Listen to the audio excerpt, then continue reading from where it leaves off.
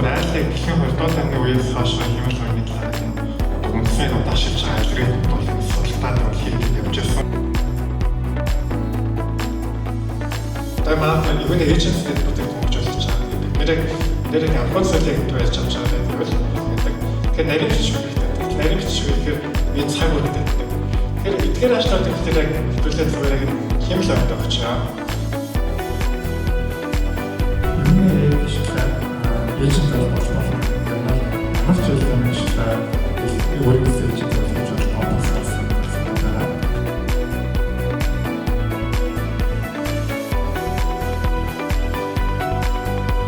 Ийм хийчээ наач биш шүү дээ. Буцах ингээд цаг авлаа. Энэс бол өчөлж байгаа. За буцаад